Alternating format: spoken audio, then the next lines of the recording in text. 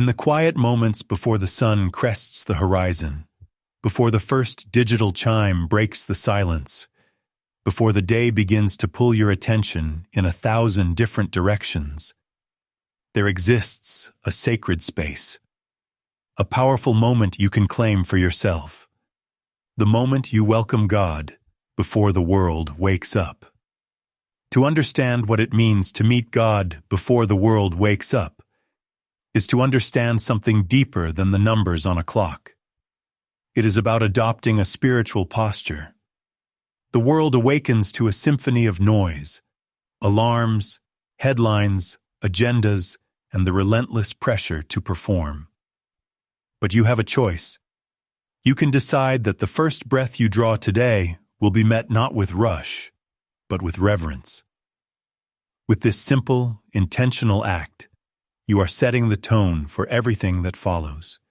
You are gently declaring, God, you go first. This is a timeless practice, woven into the very fabric of Scripture. The psalmist knew this well, writing in Psalm 5, verse 3, "In the morning, Lord, you hear my voice. In the morning I lay my requests before you and wait in expectation." Feel the rhythm of that verse. It is a three-part harmony. You speak to God, you release your burdens, and then you wait, with confident expectation. There is no frantic energy here, only focused, intentional communion. We see this modeled in the life of Jesus himself. The Gospel of Mark tells us that very early in the morning, while it was still dark, Jesus got up, left the house, and went off to a solitary place where he prayed. Every detail in that account matters, while it was still dark, while others were still asleep. He made time with his Father the unshakable priority of his day.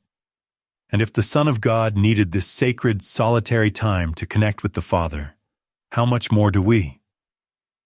So how does this invitation look in the landscape of our modern, everyday lives? It begins by creating a first seat for God in your morning. Perhaps it is simply sitting on the edge of your bed for 1 minute. No phone, no scrolling, no background noise. Just you and God in the quiet stillness. The prayer itself can be beautifully simple, following a gentle pattern. First, you acknowledge his presence. A quiet whisper, God, you are here. Second, you invite him into your day. Lead me in the thoughts I think, the words I speak, and the choices I make. Third, you surrender what feels heavy. I give you my worries, my fears, and my schedule. And fourth, you ask for his strength. Fill me with your peace for what I cannot control. Imagine for a moment, you are about to walk into a demanding workplace, a chaotic classroom, or a high-stakes meeting that requires the very best of you. If you enter emotionally unprepared, you will spend the entire day trying to catch up to everyone else's pace. But if you begin with God, as if you are plugging into a steady, infinite power source, your day is no longer a constant emergency. Even when the tasks are stressful and the demands are high, you remain anchored. Welcoming God before the world wakes up also recalibrates your attention. In these quiet, early hours, your mind is less cluttered, less defended. Prayer in this space feels less like a performance and more like the honest conversation it was always meant to be. And because you are not yet reacting to external demands, you can finally hear what you truly need, not what the world is shouting at you. You can discern your need for guidance, for peace, for courage, for wisdom. It can be helpful to establish a morning anchor. For some, this is a short passage of Scripture, like the opening of Psalm 63. O God, you are my God. Earnestly I seek you. For others, it is the simple act of writing a single sentence of prayer in a journal, one expression of gratitude, one specific request, one small commitment. The goal is not to build a complex, burdensome routine. The goal is to begin the day spiritually awake. When you welcome God into the dawn of your day, you are not denying the reality of your responsibilities. You are ordering them. You are making a profound statement of faith. Before my calendar, before my concerns, before the noise of the day begins, God has the first word. And that first word does not just bless your morning. It reteaches your heart how to live the entire day with God at the center. Sometimes, the most challenging part of prayer is not finding the right words to say, but being willing to release our grip on how we believe the day should go. This is the art of surrendering your schedule, of asking for His guidance before you rush into your own meticulously crafted plans. This does not mean you stop making plans. It means you learn to hold those plans with open hands, trusting that God's wisdom often transcends your own first instincts. Picture your agenda as a cup, filled to the very brim with appointments, priorities, expectations, and anxieties. To surrender the day is to gently loosen your grip on that cup. You are still holding it, but you are now asking God to pour in what He desires to add, and to pour out what is not meant for you. This simple shift in prayer changes the entire posture of your heart, moving it from a place of control to a place of trust. You can begin with a simple, honest sentence. Lord, this is my plan for today, but you are in charge. You can say it quietly in the morning light, or even in the middle of a frantic afternoon when you realize you have been running on your own strength. The purpose is to interrupt the "I've got this" energy with a deliberate, humble return to God. From there, you can ask for guidance in a way that is specific and meaningful. Instead of a general plea like, "Help me today," try something more focused. God, guide my next conversation with wisdom and grace. Show me how to respond with patience when I feel provoked. Lead me to the right decision in this moment of uncertainty. Even if your life does not feel dramatic, your very next choice matters immensely. What you say and what you leave unsaid, who you listen to, and where you invest your precious attention. The Bible consistently links trust with guidance. Proverbs chapter 3, verses 5 and 6 urges us to trust in the Lord with all your heart and to lean not on your own understanding. This implies that guidance is not just about receiving information. It is about receiving divine direction for our choices. And James chapter 1, verse 5 encourages believers to ask God for wisdom, promising that He gives it generously. Asking for guidance, then, is not a sign of weakness. It is a confident and courageous step of faith. Let's bring this into the texture of real life. Perhaps you have a meeting that always fills you with anxiety. Before you walk through the door, you can pause and surrender the outcome. Lord, I have prepared, but you will lead. Help me to be clear, calm, and kind. Or maybe you are navigating a family situation where emotions run high. Instead of defaulting to your usual reaction, you can ask for a better path. Father, give me the right words and help me to listen before I speak.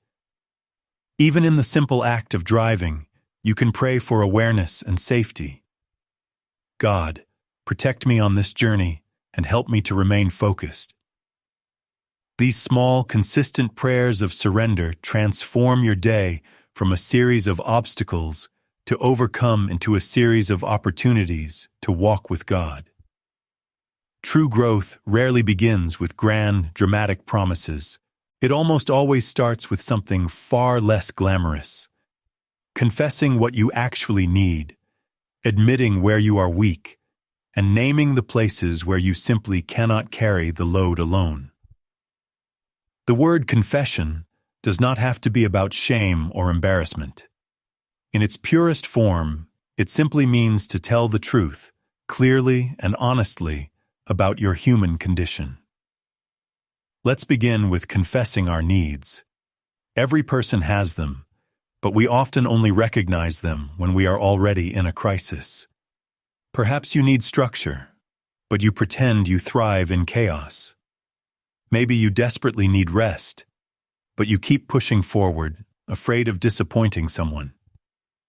Our needs can be practical, like help managing our finances or learning a new skill. And they can be deeply emotional and relational.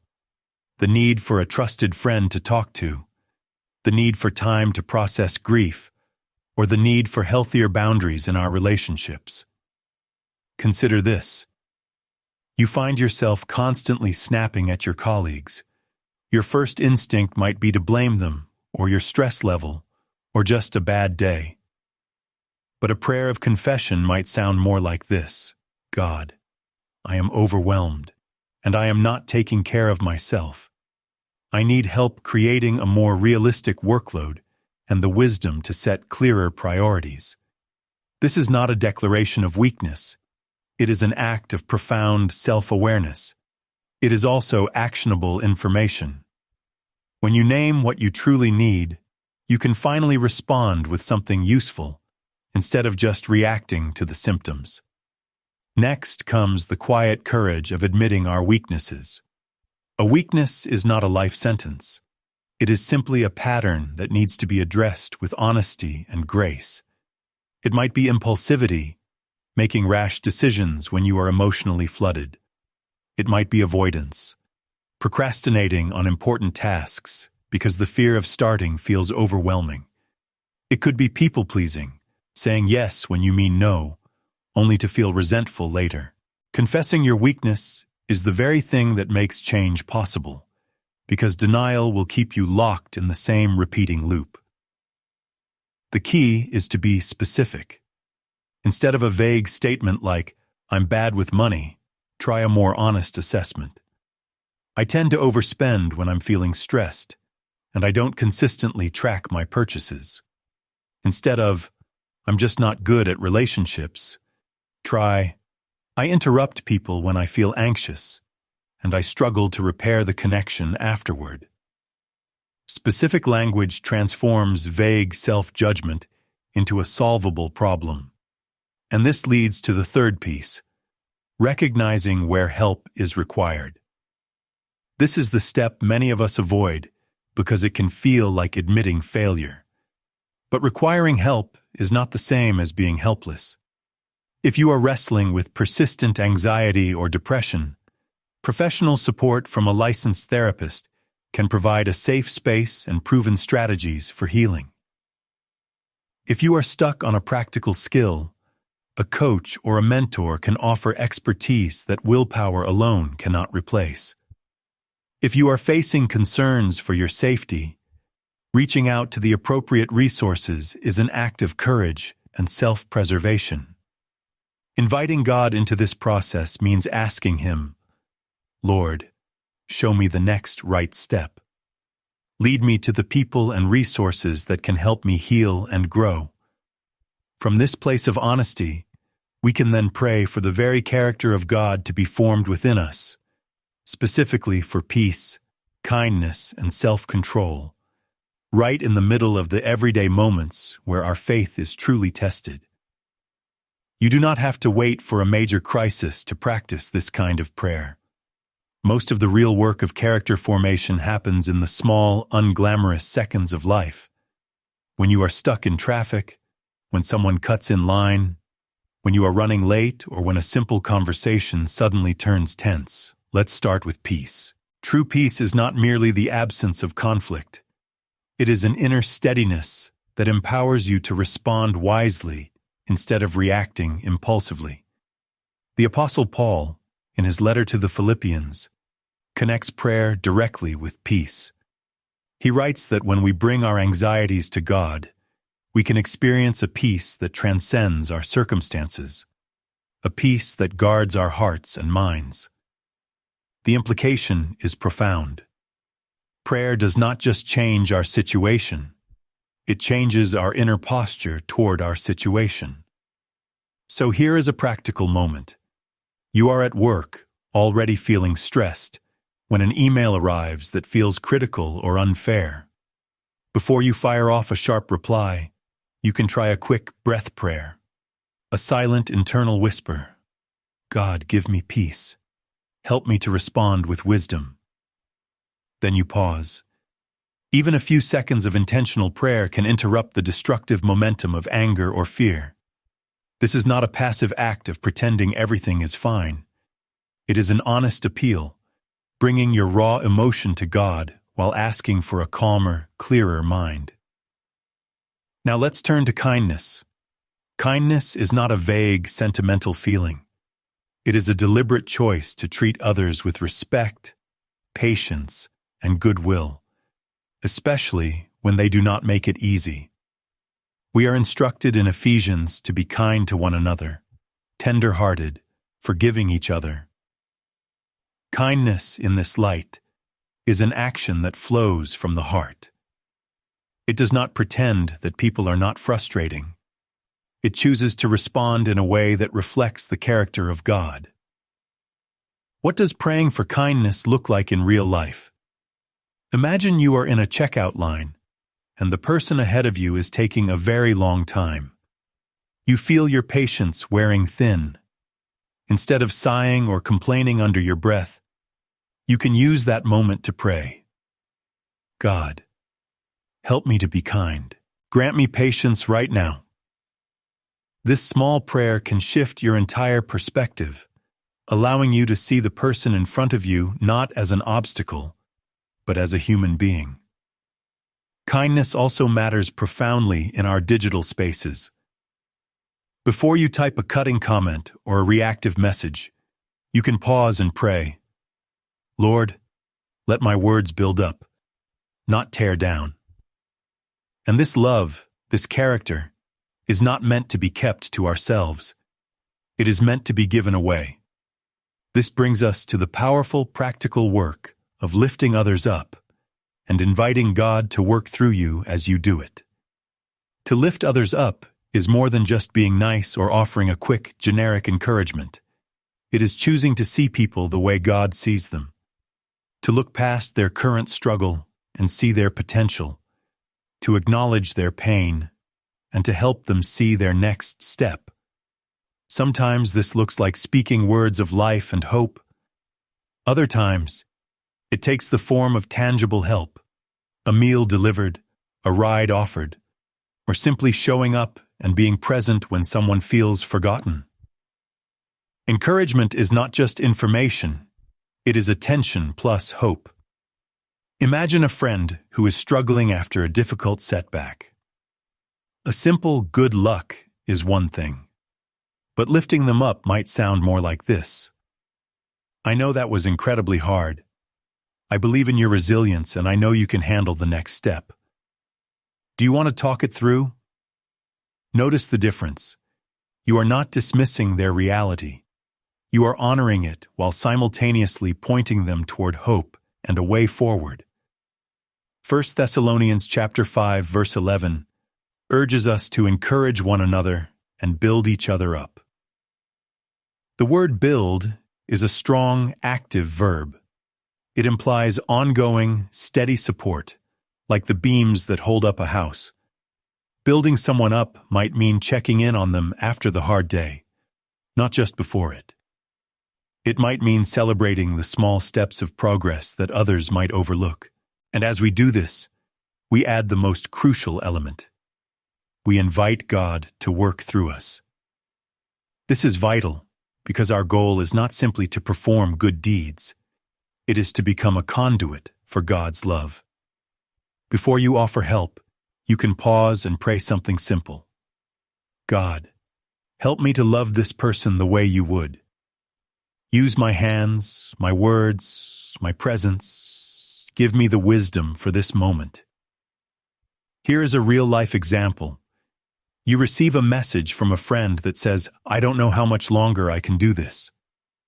Your first instinct might be panic, but inviting God into that moment can reshape your response. You might start with compassion. I am so sorry you are carrying that. I care about you. Then, you can ask a clarifying, loving question.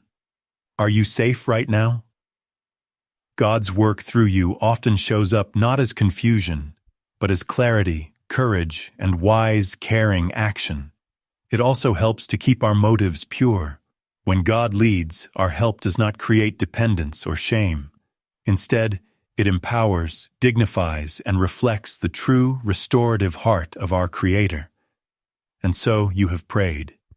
You have welcomed God, surrendered your agenda, confessed your needs, and asked to be a source of His love. Now we seal it with gratitude. And then, and this part is essential, we take a committed step into the day. Think of your prayer as a letter you have just written. Gratitude is the stamp that sends it on its way.